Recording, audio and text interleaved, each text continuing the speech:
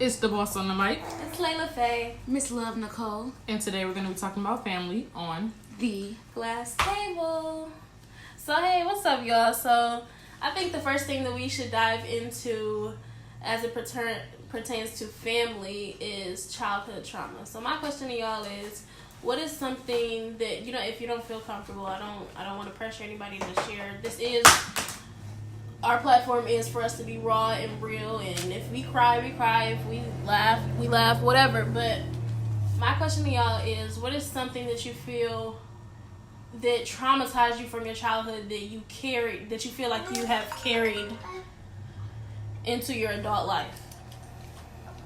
And for the listeners, we would like for y'all to, message our Facebook like a previous listener did in the last episode, and kind of get into the childhood trauma and tell us like how you overcame it, if you ever have. If you haven't, I would advise you to seek help. But if you have, like, try to explain to us how you did so that we can help other people like you were helped. So a childhood trauma for me, I would say, and not even child because I was an adolescent at the time, but the passing of my father, that's a childhood trauma for me because it's like never going to escape me, because I sat next to my dad and watched him take his last breath. So that's always going to be traumatic for me because it's nothing I ever thought I would have to experience at 17 years old.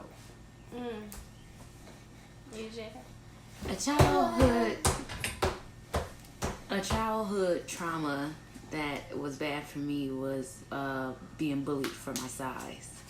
I've always been an over beast chick. I wasn't really that big. Because now that I have kids, my body is totally different. And I see that I was smaller back then. But people felt that I was big at the time. So my nicknames used to be like Lane Bryant, the big women's store, the big girl store. Or they would call me Princess Fiona from Shrek. And I grew up being called a whole bunch of fat bees and stuff. So that was a big trauma thing because I had to learn to really love myself, love my body, because people just bullied me for it. Family and not friends, associates, because they wasn't my friends if you were bullying me. I want to add to that. And for family, for trauma, it's really hard, especially when it's coming from your family. Like exactly what Miss Love Nicole said. Like when I grew up, I had an aunt, and she always pinpointed me, my sister, and my cousin that's like my sister, and she always pinpointed all of us out of everybody in the family. Always be like, you all say something for everybody else as soon as we start grabbing our place, but if anybody else, she don't say nothing too. And that's something that's traumatizing to me as well, because now when I go around family events and her, I really don't even be wanting to grab a plate until she out the way, because if you say something to me now, I'm grown as fuck, I'm gonna cuss you out. Right. Man, what? You know what's crazy though? My own mother used to do it. She'll be like, you fat bee, you stupid bee, this, but then she'll try to apologize like 5 minutes later, like real bipolar, and then she'll be like, get a smile on your face, and if we ain't get a smile on her face, just know it was a big issue. They say that your family is your biggest bully. Yeah, it's your first bully. Because they be not even your biggest bully, your first bully. True. Because a lot of times, as kids, we don't even pay attention to the stuff that we pay attention to as adults now. We don't understand what the social norm is, or what's ugly, what's pretty, what's you know what I mean? Mm-hmm. And so our family, that's the first person. Those are the people on the front lines, and the people that we are expecting to, lift us up and support us. But those are the first people to start pinpointing out your insecurities, and you ain't even have no insecurities. You a kid, you not even. Exactly. Oh, look at this. So, damn, she sure is getting big, or, stuff like that. And I promise you, it's always that one auntie that just always got something to say about you. It's always that one auntie. It's always that one messy auntie. And kids not perfect either. Like, how do you have the room to talk about somebody else's kids? Yeah. And your kid's not perfect either. Nobody's kid is perfect. So, mind your business and shut the fuck up. Period. It's a lot of comparison. And I feel like exactly what Miss Jada was, Miss Layla was saying. She said that it's like taught like stay your family like telling you fat. You're gonna believe that you fat even if you're not. They put it in your head. You're gonna be looking it's like it's kind of like racism. Like you teaching your kid to be racist. They a kid. They don't know a black person is just the enemy to y'all. Right. But y'all teaching them that they are when they're not. It's being instilled. So it's really about what you pour into your kid. Like I wake up every day, all day. I'm telling my son I love him. He's handsome, everything, because I want him to be brought up like a young king. I want him to have confidence in himself. When somebody put him down, he gonna know like, oh no, my mama told me this. You can't tell me shit. My mama told me this. Right. So y'all really need to when y'all raising these young kids and these young girls and young boys, y'all need to pour into them the love that you wasn't, even if you was poured into, the love that you want them to show on to other people as well. When you teaching your kids something, you want them to be able to teach their kid the same thing that you taught them. You want to be breaking them curses. So if you wasn't raised up to be loved, raise your kid up to be loved 2 times more than that. Like really pour it and invest into your kids, because I promise your kids gonna be your best friend at the end of the day. Your kids is gonna be the one to take care of you when you old and gray. Remember how you treat them. And if you don't show your kids that you love them when they grow up older, they're gonna go find it in all the wrong places and all the wrong people, filling that void, trying to fill that hole, big as their parents, big as the traumas, big as the hardships that they've been through. So again, just pour into your kids, let them know so that when they get older, they know how to deal with certain things. Yes. But I feel like my childhood trauma, I have a lot. Shit, I got a lot, and it's on both ends. But at the end of the day, before I say this, like I want to make sure, like I say, I do not blame other people for how I ended up today as an adult. Mm-hmm. Now, as a kid, there were, I love my mother to death. My dad, we don't really have a relationship, but at the same time, I feel like I have received some type of childhood trauma from both ends. Yes. And that's her best friend. I've seen it. Period. Yeah, like, and I know firsthand the trauma that she went through. You know, it's not. I don't know. I feel like no kid should ever have to go through any childhood trauma. Period, because you brought them into that world. Like you made that decision. You made that choice. So at the end of the day, your kid is your priority and your responsibility.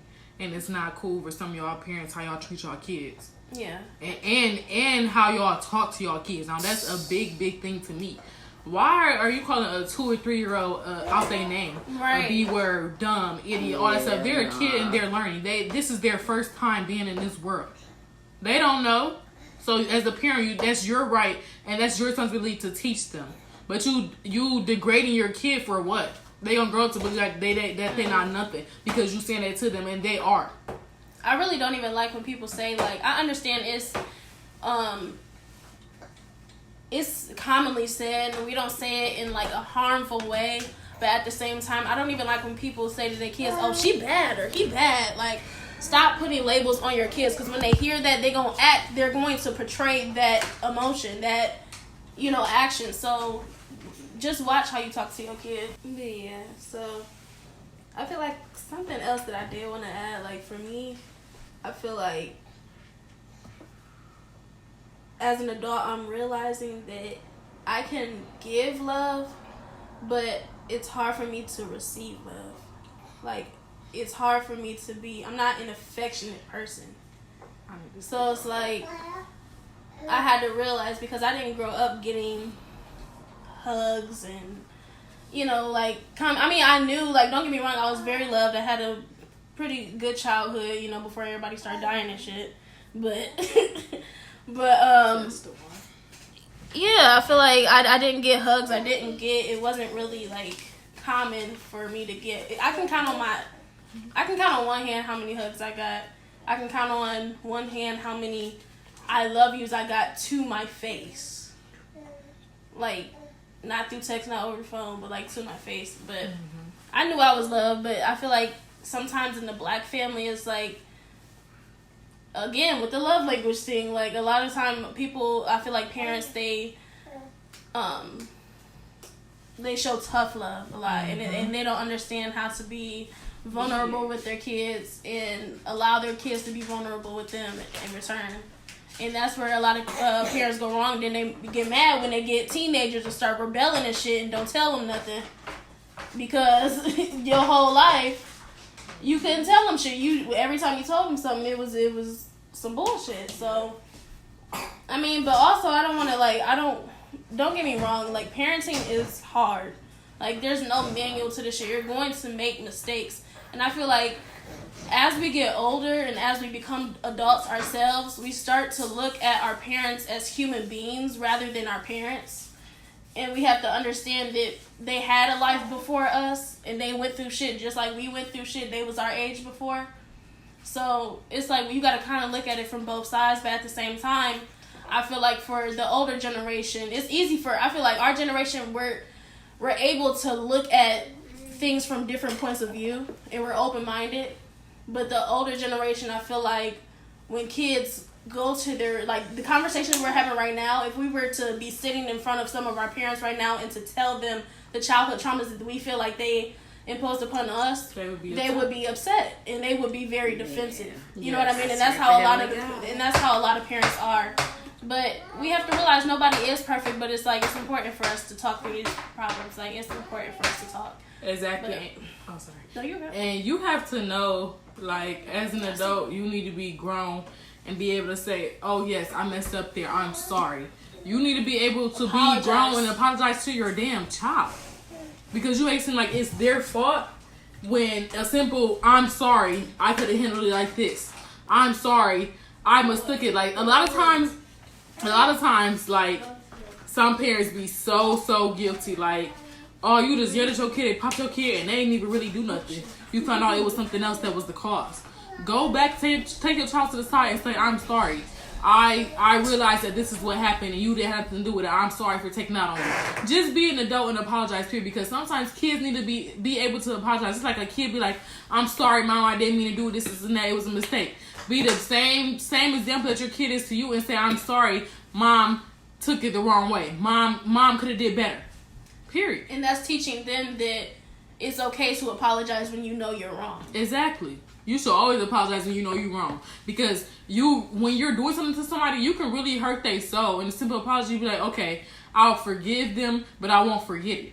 Mm-hmm. And it's better for you to forgive somebody because you know that they're regretful for what they did than to be holding hatred because they didn't even take the time out their day to apologize to you.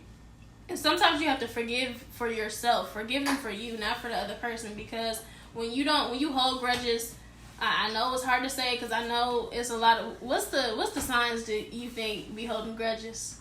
Aries gang. Aries gang, because I hold a grudge like a motherfucker. Me and my cousin just got back cool after like 2 years of not talking because she hurt me so deep, bro. Like, so deep. But I've forgiven her. And me and her talked about our issues, and we cool now to this day. What was that process like? That process was so hard for me, man. Like, I cried a lot because when I tell you that was like my dog, like we did so much together. That was my girl, that was my go-to. Right. And for her to cross me, it just hurt me so deeply because I never would imagine that shit would have played out how it played out. But I don't want to get deep into it because she do listen to this. I don't care, sis. You know we talk about that. But it's positive. Y'all got through y'all shit. Like we progress. We adults like we matured. I matured in my way of thinking. Like, okay, you know what? And the way that I handled the situation too was so childish for real. Like I should have just came to her. Put her to the side. Like, oh, you did this and that. But me being the age that I was at that time, I never looked at it like that. I was just like, okay, I'm mad. Let me go make a status. Let me go do this and do that. And I should have handled it differently, period. I should have been an adult and bring it to her attention. But we're old enough and we're grown enough to notice that we made them mistakes. And we cool to this day. I ain't gonna hold you. That's still my girl. Yeah. For real. But it just I needed that time to heal. Like, I held that grudge for so long because it just hurt so bad. But I needed that time to heal. And that it really changed my whole thinking process about a lot of stuff. What do you feel like... How do you feel about depression, anxiety, etc.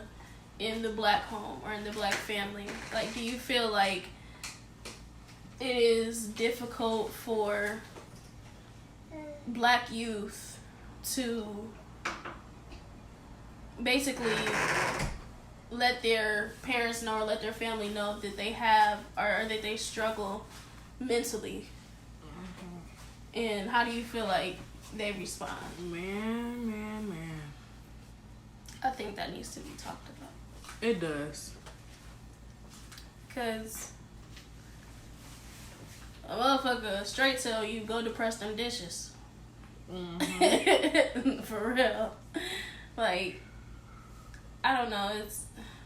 I think it stems from, and a lot of people don't even, I be thinking like so in depth. Like, I feel like it stems from like the slavery days. Because when you think about it, we were an oppressed people. And I feel like, imagine being a slave nowadays and going to, or back in the day, say that you traveled back in time and you were a slave, going up to somebody and saying, hey, I'm depressed. Motherfucker, we all depressed. Right. What is a fucking depressed? This is our normal. This ain't no sad shit. Ain't no depressed. We all depressed. They couldn't wake up and express their feelings. Right. Period. We don't express this is our norm. We have to deal with it. Yeah. And if you did express your feelings, and then it was just crazy. The next generation, that's when you start to hear you don't gotta pay no bills, or as a kid, you don't gotta pay no bills, or you ain't got no business. You ain't got nothing to be sad about. Yeah. You're invalid. Who are you to tell a child that they don't have any feelings, or who are you to invalidate their feelings? Who the fuck are you to tell somebody how they feel? Period. Right. They be trying to tell you, and y'all don't want to listen. I feel like that's where it comes from. And then when y'all wake up and y'all go in y'all kid room and y'all going through their journal, when y'all see stuff, you can't be mad because they tried so many times to tell you and you wasn't listening. Just like I talked about in episode 1. You got to be able to listen sometimes and not judge. Just shut the fuck up. Listen to what they got to say. And offer encouragement. Offer positivity. Don't just dummy them down. Like, don't degrade them. I'm talking about my childhood trauma with that situation. Like, I was a very depressed and suicidal kid. Very depressed and suicidal. I tried to attempt suicide in 2017. And my mom found me. And she found all my journals and everything like that. And for years, I tried to tell everybody. Like, I kept leaving signs. And nobody noticed shit at all. Nobody noticed that I was depressed when I gave it so many times. A couple days before that, I was in high school at that time. I was in my science class and I was writing my suicide note to my family. Because I just felt so alone. And at that time, my brother had just got sentenced to prison for 5 years. So, me and my brother was never close as kids. But it definitely impacted me a lot. Because it's like I'm losing another sibling. Like, he's about to be away. I can never imagine his pain or how alone he felt in themselves for all the nights. And I was just dealing with my own stuff at that time, period, because I was in a bad relationship. Like, I was getting cheated on. Yes, I was a kid. I was like 14, but I was getting cheated on everything, and it was just sad. So, I was in my class writing my suicide note, and my teacher just came up to me. She's like, "Are you okay?" And I was like, "Yeah, of course." And wasn't. But it's like I couldn't tell my mom or anything like that because she always invaded my privacy. Like, I would write in journals and then she would find them and tell my dad and then pull me into the room and I would tell her like how I would feel and she would be like, "Why are you this?" And like she was always just judging and not listening to me. So I attempted suicide, and after that, that's when everybody just started acting like they care. But if y'all would have cared and acted like y'all cared before, I would have never got to that point that I feel like I need to end my life at 14, 15 years old. Like that, it's just, for me, mental, like families, y'all need to listen. Y'all need to really realize the signs. Like, I was sleeping all day. Like, I would come home from school and go right to sleep. Just sleep all day long. I wouldn't talk. I would just distance myself. I wasn't eating. I was just like, and nobody noticed. Like, my sister lived in the same room as me, and nobody noticed my cries for help. Nobody. And then when I did that, now everybody cared, and everybody here, and everybody there. That lasted for 2 weeks, and then I went right back into my depressive state. I appreciate you for sharing that. That took a lot of courage. You are a very strong individual, and I'm glad to see the woman that you've become today. So, yeah, we getting deep. And I just want to mention the suicide hotline is 800-273-8255. Again, 800-273-8255. If I would have known about this number, I'm pretty sure I probably would have called it or texted it or something like that. But I don't know. I was just to that point of just ready to end it all, because I have been battling with that for so many years, and it was just, I had that one little trigger and it just took me out. I definitely relate to your story. You know that I have dealt with I ain't gonna get too deep into it, but I have experienced suicide attempts as well. Yes. You were there. Well, no, you weren't there, but you were a part of it. But it's serious, and a lot of times people don't really want to die necessarily.